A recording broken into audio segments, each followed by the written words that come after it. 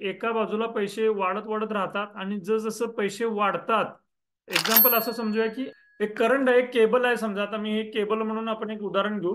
ही cable आहे, ही एकदम छोटी केबल आहे. आता ही हेडफोनची केबल आहे, ही एकदम छोटी आहे.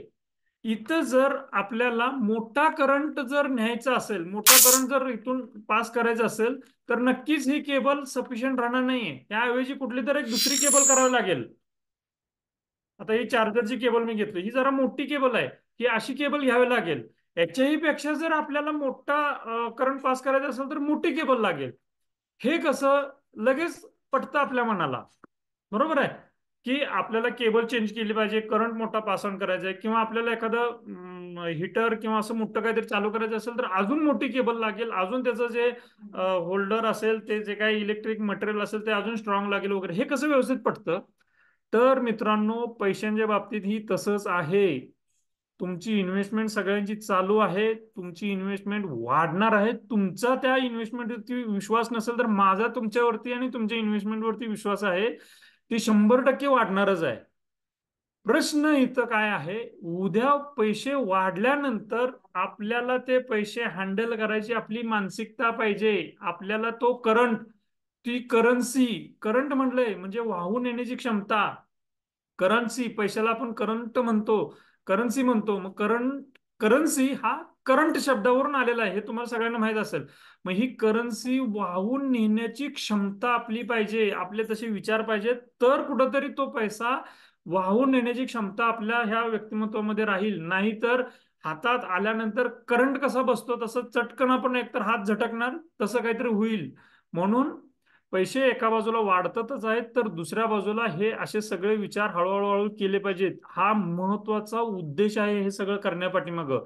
नाहीतर बघा, इतर कसे ऍडवायझर असतात तसं मी पण केलं असतं, हे घ्या फंड, हे असं असं आहे, SIP चालू करा, काय प्रॉब्लेम आला तर मला फोन करा, असं म्हणून मी थांबलो असतो इथं. पण नाहीये. खरी श्रीमंती ही तिथं म्हणजे नुसती इन्व्हेस्टमेंट वरती थांबत नाही, तर आपल्याला आपल्या विचारांची ताकद वाढवायची आहे. करंट वाहून नेण्याची म्हणजे पैसा वाहून नेण्याची ती क्षमता वाढवायची आहे. आणि मागल्या अनेक सेशन मध्ये पण मी सांगितलेलं आहे की काही लोकांनी इन्व्हेस्टमेंट चालू केली आणि एका सर्टन लेवल नंतर काहीतरी त्यांना वाटलं, क्रिप्टोमध्ये काही जणांनी टाकली आणि काही जण 2-3% महिन्याला देतील असं म्हणून त्याच्यामध्ये इन्व्हेस्टमेंट केली. म्हणजे ते पैसे साठले आणि गेले, पण वापरायला उपभोगायला भेटलेच नाहीये. हे मी माझ्या डोळ्यासमोर बघितलेलं आहे. अनेक लोक मला माहित आहेत की त्यांच्या बाबतीत असं घडलेलं आहे. सो तसं होऊ नये म्हणून हा सगळा प्रयत्न आहे, हे लक्षात ठेवा. आणि म्हणूनच पुन्हा पुन्हा येत राहा या मंडेच्या सेशनमध्ये, ठीक आहे? सो पुढचा पॉइंट घेतो आपण. तर बर, इथपर्यंत ऍग्री आहे का मी काय सांगितलं ते? पैसा हा ऍग्री असेल तर येस म्हणून रिप्लाय करा. पैसा हा करंट आहे, करन्सी आहे. ती करन्सी वाहून येण्याची क्षमता आपली वाढवली पाहिजे आपण, तरच कुठंतरी तो आपल्यासोबत राहणार आहे. नाहीतर तो चटका बसल्यासारखा निघून जाईल. पटतंय का? Yes? If yes then reply yes yes yes. Thank you thank you. जे रिप्लाय करतात त्याच्यावर लक्षात येते की ऍक्टिव्हली पार्टिसिपेट आहेत, काही जण रिप्लाय करत नाही आहेत. ओके, तर पुढचा टॉपिक घेतोय मी. मी आज एक महत्वाचा कन्सेप्ट सांगतोय. चला, जाता जाता पुन्हा एकदा आठवण करून देतो. हे आठवण करून देण्याचं एक कारण पण सांगतो. कदाचित मागं पण सांगितलं असेल, आता पण सांगतो, काही जण नवीन आहेत ह्या सेशनमध्ये.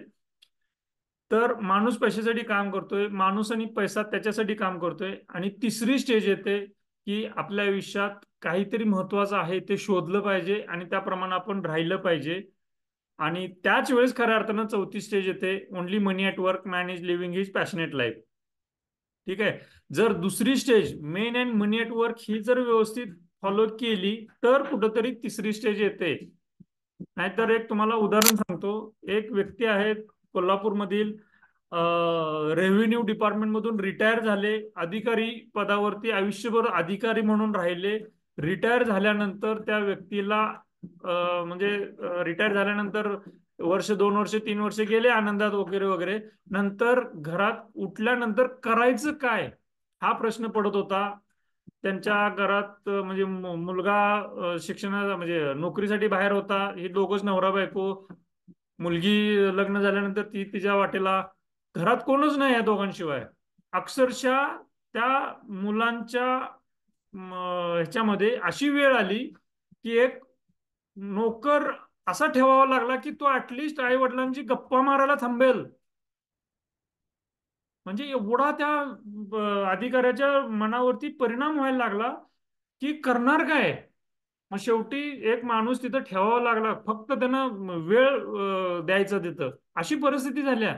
बरं, हे लांबच नाही, कोल्हापुरातलं उदाहरण आहे. मग मला सांगा, जर आपल्या आयुष्यात महत्वाचं काय आहे हे आत्ता जर आपण नाही शोधत असू तर कधी शोधणार आहे. हे कधी ना कधी सुरुवात केली पाहिजे, हळूहळू होऊ दे. भले हे काय अशी गोष्ट नाहीये की आज आपण गेलोय आणि मार्केटमधनं शॉपिंग मॉल मधून काहीतरी वस्तू आणल्या, असं असं नाही होणार. It's a slow moving process. हा जो प्रवास आहे आपल्या आयुष्यात काय महत्वाचं हे समजून घेणं, हा प्रवास आहे तो आपल्या डोक्यापासून आपल्या मनापर्यंतचा हा 13-14 इंचाचा हा प्रवास आहे. असा लांबचा प्रवास नाही, बाहेर कुठेतरी जायचं आहे, शोधायचा आहे, कुठला तरी कोर्स करायचा वगैरे नाहीये. इथून इथला प्रोसेस आहे तो. मग हा प्रोसेस सातत्यानं चालू ठेवणं गरजेचं आहे.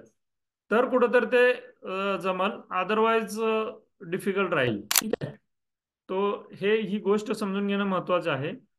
पुढचं आहे वेपन्स, म्हणजे SIP, term insurance, health insurance हे असलं पाहिजे. अजूनही काही जणांचं नाही आहे. बघा ह्या कॉलमध्ये किती जण आहेत. ओके, काही जणांचं आहेत, मी तुमचं अप्रिशिएट करतो, अभिनंदन करतो. काही जणांचं नाही आहेत, मी तुम्हाला आठवण करून देतोय. हे जेवढं लवकर घ्याल तेवढं तुमची करंट वाहून नेण्याची क्षमता वाढेल. हा, त्याच टॉपिकला मी रिलेट करतो. पैसा भरपूर येण्यासाठी जी तुमची मानसिकता बनेल, नाहीतर आग कायम हुरहुर राहील. बघा कसं असतं, ज्यावेळेस हेल्थ इन्शुरन्स असतो ना, तो माणूस कधी आजारीच पडत नाही. ही एक सायकोलॉजी आहे, तुम्हाला कितपत पडते माहित नाही. तो माणूस काय म्हणतो, अरे काय नाही होत, माझं काय टेन्शन घ्यायचं काम नाही, माझ्याकडे इन्शुरन्स आहे. काय नाही होत असं मानसिकता म्हणतोय, तिथं काहीच खरं होत नाही. विचार करा ह्या गोष्टीचा आणि ताबडतोब तुम्ही इन्शुरन्स घ्या. हेल्थ इन्शुरन्स असेल, टर्म इन्शुरन्स असेल. ठीक आहे. आता जाऊ थोडस आजच्या टॉपिककडं. नेहमी आपण एक नवीन काहीतरी टॉपिक शिकत असतोय. नवीन टॉपिक याच्यासाठी शिकत असतोय की आपला फायनान्शियल जर्नी हा व्यवस्थित राहील, म्हणून आपण हे सगळं शिकत असतोय. काय आहे, आजच्या गुंतवणूक वातावरणात माहिती खूप आहे पण स्पष्टता कमी आहे, एक ऑब्झर्वेशन आहे. मग हे ऑब्झर्वेशन कुठंतरी स्पष्टता निर्माण करण्यासाठी म्हणून एक दोन म्हणजे स्लाइड्स तर माझ्याकडे भरपूर आहेत, पण एक दोन मुद्दे ह्या सेशनच्या माध्यमातून तुम्हाला जर समजले तर आजच्या सेशनचं आउटपुट झालं असं मला म्हणायला. मग ती स्लाइड पण मी तुम्हाला दाखवतो आणि त्या मुद्द्याच्या स्पष्टीकरणामध्ये पण आपण थोडस जाऊ. त्यातला पहिला मुद्दा जो आहे तो आहे रिस्क टॉलरन्सचा. आता थोडासा टेक्निकल शब्द आहे.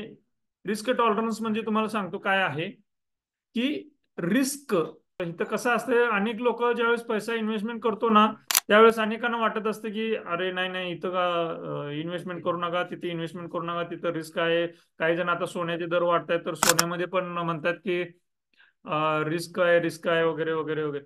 तर रिस्क हे आता आपण डिटेलमध्ये समजून घेऊ. रिस्क समजून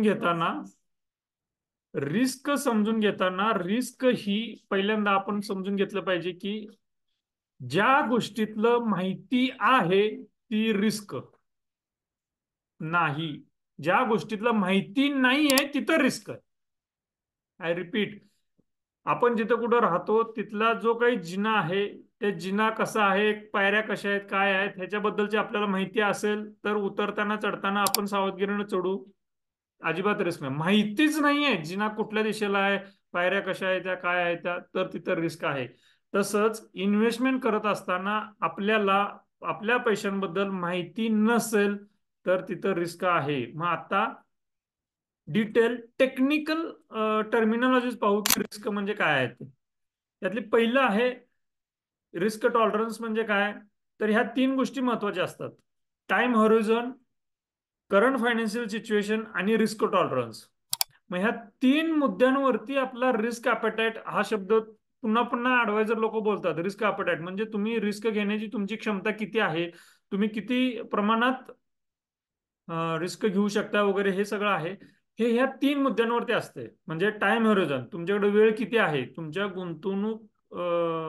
गुंतवणुकीला वेळ किती आहे, करंट फायनान्शियल सिच्युएशन ही कुणाची, मार्केटमधली नाही, तुमची स्वतःची, म्हणजे इन्व्हेस्टरची करंट फायनान्शियल सिच्युएशन. मग त्याचं कर्ज आहे का, त्याचं घरात लायबिलिटी किती आहेत, घरात खर्चाला किती लागतात वगैरे, ती सगळी करंट फायनान्शियल सिच्युएशन.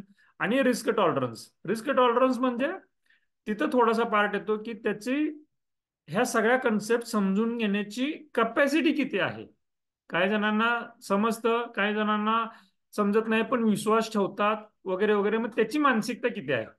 आता बघा, एका व्यक्तीनं जर पैसे, आता त्या व्यक्तीचा मुलगा, असं समजा की एक इन्व्हेस्टर आहे, त्या इन्व्हेस्टरचा मुलगा आता 5वीत आहे आणि त्याच्या हायर एज्युकेशनसाठी म्हणून पैसे ठेवलेले आहेत.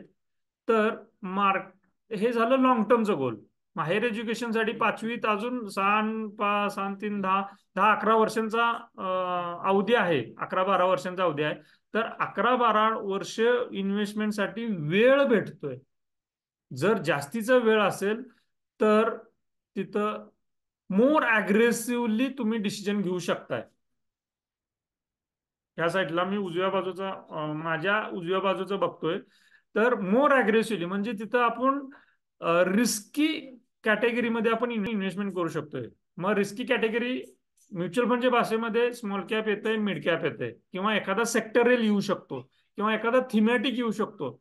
भरपूर तशा स्कीम्स आपण घेऊ शकतोय. पुढचं आहे करंट फायनान्शियल सिच्युएशन. आता त्याच मुलाच्या हायर एज्युकेशन सोबत त्या पर्सन मध्ये, म्हणजे त्या पर्सनचं, त्याच्याकडे इमर्जन्सी फंड नाही ठेवला त्यानं, त्यानं त्याच्या डोक्यावरती कर्ज आहे पण प्रमाण कमी आहे वगैरे, हे पण गोष्टी मॅटर करतात.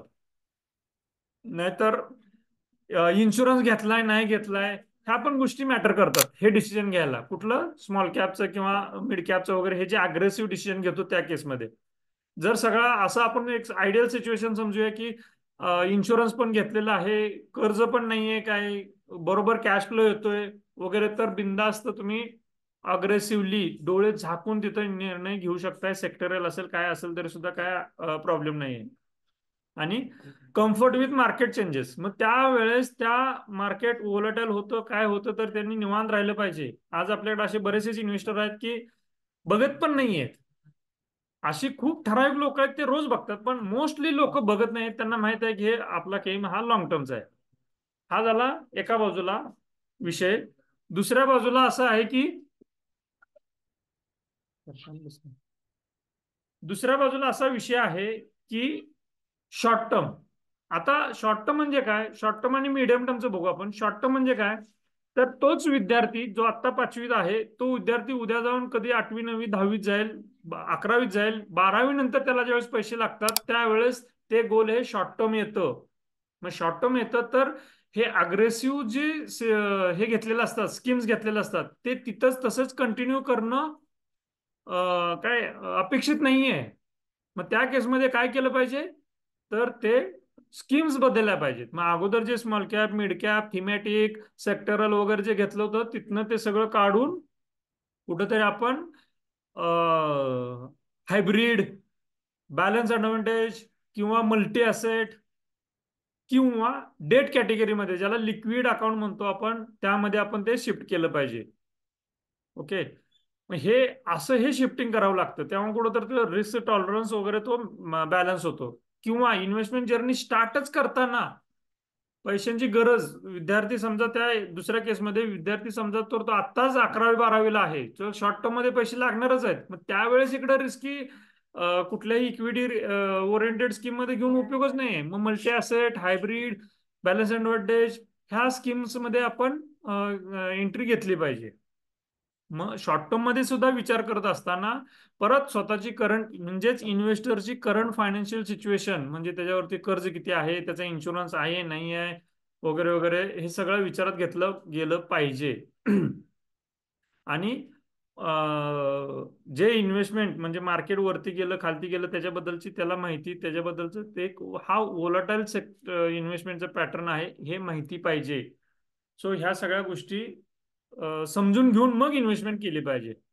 सो हा होता आपला रिस्क टॉलरन्स, किंवा हे रिस्क कशी हँडल करायची, रिस्क कशा पद्धतीनं हे सगळं करायचं, एक विचारात काय घ्यायचं, तर त्या पद्धतीचं एक एक नटशेल मधील ही एक हा. स्लाइड होती. ही एक महत्वाची स्लाइड आहे.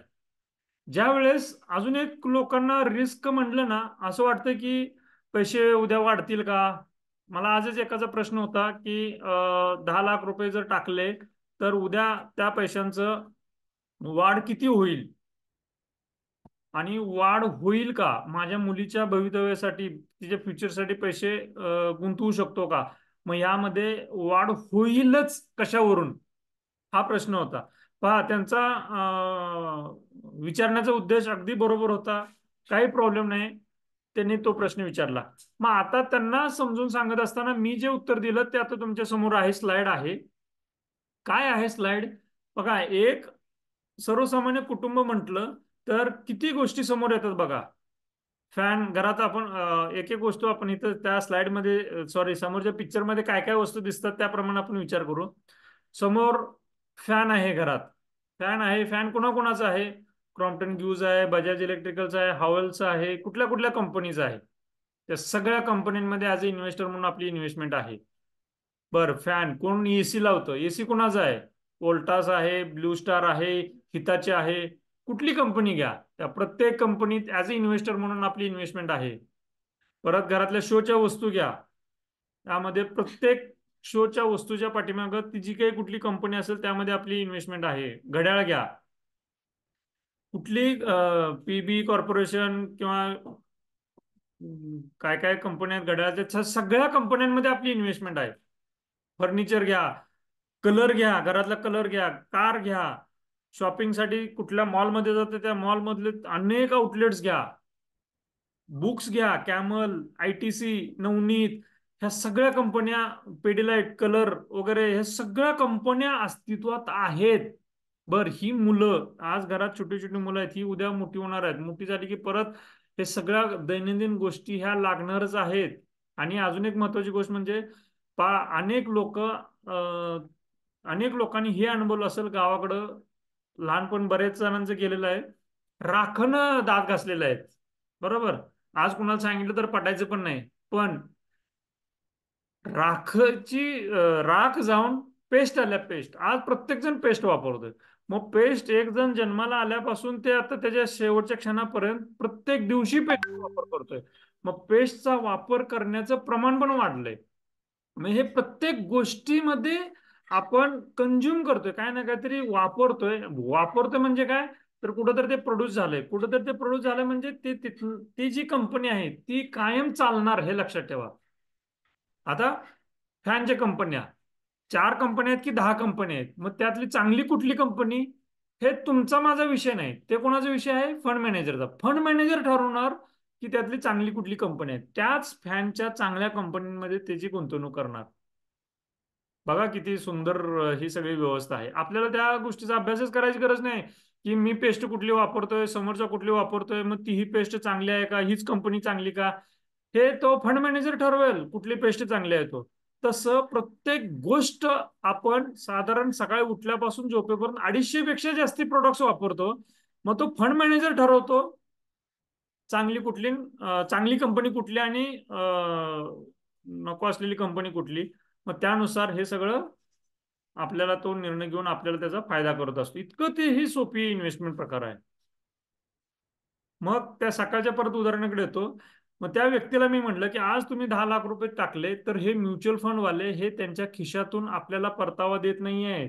असं काही स्कीम नाहीये कुठली, जसं बँकेमध्ये बँकेचं कर्ज हे झाले, म्हणजे कर्जदारांनी परतावा दिला तर त्यांना ते द्यावं लागतात, अदरवाईज मिळत पण नाही. पण इथं तसं नाहीये. इथं माहितीच आहे आपल्या देशाची लोकसंख्या आहे, लोकसंख्या जर मर्यादित असती जपान सारखी, समजा जपानमध्ये आज असा सिनेरियो आहे की सगळे वयस्क लोक आहेत, तरुण लोकच नाहीयेत. मग तिथे एक विचार करणं भाग आहे की बाबा रे आपल्या पैशांमध्ये वाढ होणार, होणार तर कुठून होणार. तो सिनारो इथं नाही आहे आपल्या देशामध्ये, म्हणून डोळे झाकून तुम्ही या इक्विटी असेट क्लासलाच म्युच्युअल फंडच्या माध्यमातून तुम्ही जास्तीत जास्त इन्व्हेस्टमेंट केली पाहिजे. आता अजून एक अतिशय महत्वाचा एक स्लाइड सांगतो. ती स्लाइड जर आज समजली तर आजच्या सेशनचं किंवा आजच्या दिवसाचं तुमचं सार्थक झालं असं म्हणायला काही हरकत नाही. बाय द वे, त्यानंतर मी तुमचे प्रश्न घेऊ.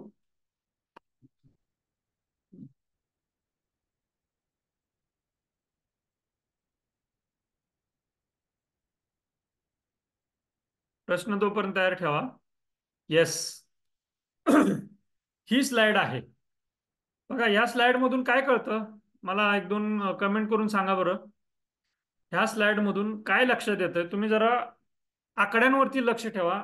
हा टेबल आहे, टेबल मध्ये मी एक्सप्लेन करत नाही, तुमचं तुम्ही पहा. आणि काय लक्षात येतंय मला कोणीतरी चॅटबॉक्स मध्ये रिप्लाय करा. ही जर स्लाइड समजली ना तर तुमचा कॉन्फिडन्स गुंतवणुकीवरील 10 पटीने वाढला पाहिजे. Yes. Quantity is more important than rupees. Correct correct correct Vaibhav साहेब, करेक्ट. ज्या वेळेस आपण सोनं खरेदी करतो त्यावेळेस आपला एक विचार असतो. आपण घरात सोनं खरेदी केल्यानंतर आपण असं म्हणत नाही की माझ्याकडे 2 लाख आहे, 3 लाख आहेत सोन्यामध्ये वगैरे. अजिबात तसा विचार करत नाही. मग ही आपल्या भारतीय मानसिकतेमध्ये सोन्याच्या बाबतीतली एक विचारसरणी कशी आहे की माझ्याकडं ग्रॅम मध्ये आपण बोलतो. 10 तोळं म्हणजे 2 तोळं, 5 तोळं, 15 तोळं, 20 तोळं, किलोभर. माझ्या एक मित्राकडे तर बोलता बोलता तो म्हणला माझ्याकडे किलोभर सोनं आहे. त्याने हे नाही बोलला की माझ्याकडे एवढं पैसे आहेत सोन्याच्या स्वरूपात. पैशांमध्ये आपण नाही बोलत. तसं म्युच्युअल फंड मध्ये मात्र आपण पोर्टफोलिओ जो पाहतो तो पैशांमध्ये न पाहता युनिट्स मध्ये मोजला पाहिजे. युनिट्स जास्तीत जास्त गोळा केले पाहिजेत तर खरं तुमची श्रीमंतीकडे जोरदार वाटचाल होईल. आणि हा दृष्टिकोन समजणं ऍज अ ऍडवायझर म्हणून माझं महत्वाचं काम आहे की हा दृष्टिकोन यायला पाहिजे आपल्या इन्व्हेस्टमेंट जर्नीमध्ये. त्याचं कारण पण तुम्हाला सांगतो. ह्या 25 वर्षांमध्ये पहिल्या 25 वर्षाचा इन्व्हेस्टरचा जर्नी आहे. इथं पहा ह्या स्लाइड मध्ये की 10,000ची SIP 2000 साली चालू केली. ऑगस्ट 2000 साली चालू केली 10,000च्या SIP न. आणि 25 वर्ष चालवली म्हणजे 2025 पर्यंतचा हा डेटा आहे. तर पहिल्या 3 वर्षांमध्ये रिटर्न्स हे निगेटिव्ह होते. पहिल्या 5 वर्षांमध्ये 25% परतावा होता. पहिले 3 वर्ष निगेटिव्ह असून सुद्धा. पाहिजे तर याचा तुम्ही स्क्रीनशॉट घ्या. आणि 25 वर्षांनंतर 7% परतावा आहे ऍव्हरेज. मग या सगळ्या 25 वर्षांमध्ये पहिल्या 5 वर्षात जे युनिट्स गोळा झाले ते 25 वर्षाच्या जर्नीमधील 70% युनिट्स गोळा झालेले आहेत. 70% म्हणजे कॅन यू इमॅजिन की 10,000ची SIP जवळपास किती व्हॅल्यू झाले 30 लाख रुपये खिशातील गेले. आणि ओव्हरऑल व्हॅल्युएशन झालं त्या 30 लाखाचं किती झालंय जवळपास 4.25 कोटी रुपये झाले. मग 4.25 कोटींपैकी 70% अमाऊंट ही पहिल्या 5 वर्षामध्येच ती तयार झालेली आहे. म्हणजे तुम्ही विचार करा जे लॉंग टर्म मध्ये जे पैसे बनतात हे खऱ्या अर्थानं सुरुवातीला जे युनिट्स भेटलेले असतात त्या त्या युनिट्स मध्येच खरी श्रीमंती लपलेली आहे आपली. आणि म्युच्युअल फंड मधील विड्रॉवल मी नेहमी सांगत असतो इन्व्हेस्टरांना की विड्रॉल घेऊ नका. कारण की विड्रॉल हे फर्स्ट इन फर्स्ट आउट असतंय. म्हणजे डे 1ला जे तुम्ही खरेदी केलेलं असतंय तेच पहिल्यांदा विकावं लागतं. म्हणून आणि त्याच युनिटची खरी व्हॅल्यू जास्ती झालेल्या असतात. तेच युनिट पहिल्यांदा विकावे लागतात. म्हणून हे एकदा खरेदी केले ना म्युच्युअल फंड मध्ये अजिबात विकायचं नाही ते. कारण ह्या स्लाइड मध्ये तुमच्या लक्षात येईल की 70% युनिट्स पहिल्या 5 वर्षात जमा झालेल्या आहेत. 25 वर्षाचा टेन्युअर मधील विचार करा केवढी वेल्थ ह्या पहिल्या 4-5 वर्षांमध्ये क्रिएट झालेली आहे.